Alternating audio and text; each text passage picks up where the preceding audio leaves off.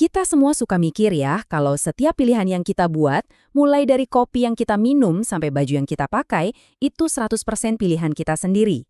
Tapi, gimana kalau ternyata nggak gitu? Hari ini kita bakal ngebongkar kekuatan-kekuatan tak kasat mata yang diam-diam ngebentuk hampir semua keputusan yang kita ambil.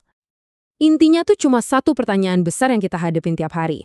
Kita mau berusaha nyatu sama orang lain atau justru mau tampil beda? Nah, ketegangan antara dua keinginan inilah yang bakal kita kupas tuntas. Oke, coba deh bayangin situasi ini. Kamu lagi di bar sama teman-teman, mau pesan minum. Kelihatannya sepele banget kan? Cuma pesan minum doang. Eits, tunggu dulu. Nah, disinilah ceritanya jadi seru. Orang pertama, dia pesan aja apa yang emang dia suka. Tapi, pas giliran orang kedua, ketiga, dan seterusnya, mereka malah sengaja milih bir yang beda. Alasannya, biar nggak nyamain pesanan orang lain, biar kelihatan unik gitu. Dan hasilnya, wah, ini yang bikin kaget. Orang yang ganti pesanan cuma demi kelihatan beda, ternyata malah jauh lebih nggak puas sama minuman mereka. Ini kan jadi aneh ya.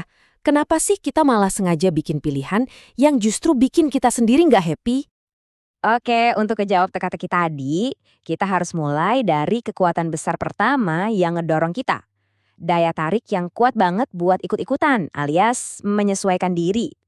Coba kita lihat eksperimen garis asnya legendaris ini. Jadi, pesertanya diminta buat nyocokin panjang sebuah garis target sama salah satu dari 3 garis perbandingan. Jawaban yang benar itu C, jelas banget kan? Tapi, semua orang di ruangan itu yang sebenarnya aktor sengaja jawab salah, B. Dan hasilnya bikin geleng-geleng kepala. Sebanyak 75% peserta paling nggak sekali ikutan ngasih jawaban yang jelas-jelas salah cuma biar sama kayak kelompoknya.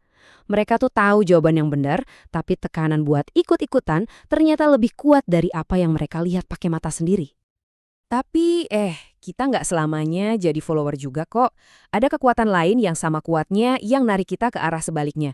Dorongan dari dalam diri yang kuat banget buat jadi beda dan punya identitas yang unik. Contoh paling gampang, lihat aja dinamika kakak adik. Kalau si kakak udah dicap sebagai anak yang pinter di sekolah, adiknya seringkali secara nggak sadar cari jalan lain buat menonjol. Misalnya jadi jago olahraga atau si paling kreatif.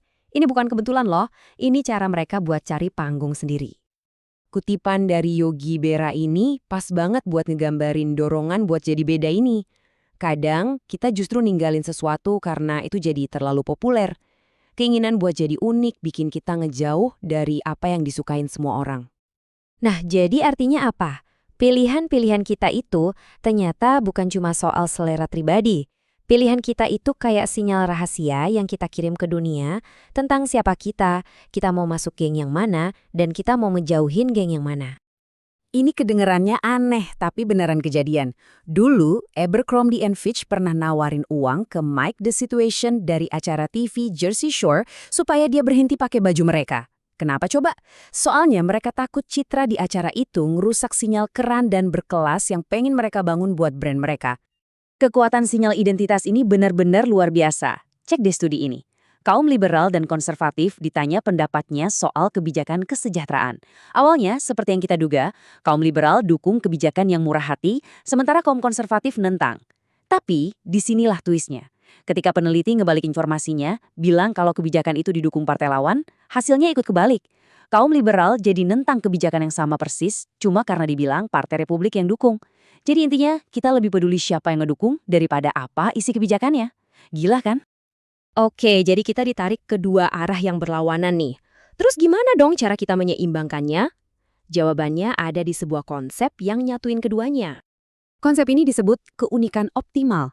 Gampangnya gini, kita semua secara nggak sadar nyari titik tengah yang pas. Kita mau jadi bagian dari geng keren yang kita kagumi, tapi kita juga mau tetap jadi diri sendiri di dalam geng itu. Biar lebih kebayang, begini cara kerjanya di kehidupan nyata. Misalkan, kamu mau beli mobil mewah dan lihat ada orang pakai Mercedes abu-abu. Nah, itu memvalidasi pilihanmu buat jadi bagian dari geng pemilik Mercedes. Tapi, bukannya beli warna yang sama, kamu malah milih warna biru. Dengan gitu, kamu berhasil jadi bagian dari kelompok yang kamu mau, sekaligus nunjukin keunikanmu sendiri. Dengan kata lain, serupa tapi tak sama. Nah, jadi sadar atau nggak sadar, setiap hari dalam puluhan pilihan kecil, kita tuh sebenarnya lagi menari di antara dua kekuatan ini.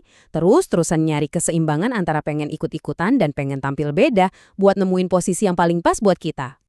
Jadi, apa nih yang perlu kita bawa pulang dari obrolan kita hari ini? Cukup ingat 4 hal ini. Pertama, ada tarikan kuat banget buat ngikutin orang lain. Tapi kedua, ada juga dorongan yang sama kuatnya buat jadi beda.